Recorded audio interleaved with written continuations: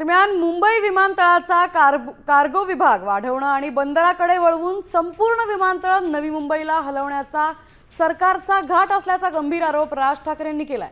विमानतळाचा मौल्यवान भूखंड मोकळा करून तो अदानींना विकण्याचा हा मोठा प्लॅन असल्याचा दावाही त्यांनी केलाय।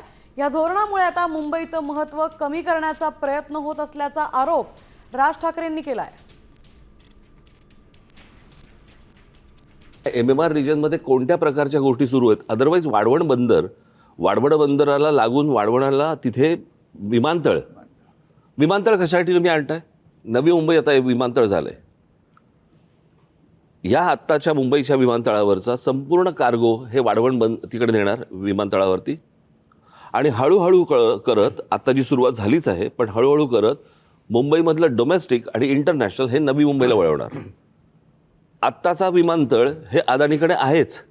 आत्ताच्या विमानतळाचं जर समजा क्षेत्रफळ जर तुम्ही पाहिलं तर त्याच्यामध्ये साधारणपणे कमीत कमी 50 शिवाजी पार्क मैदानं बसतील एवढं ते क्षेत्रफळ आहे।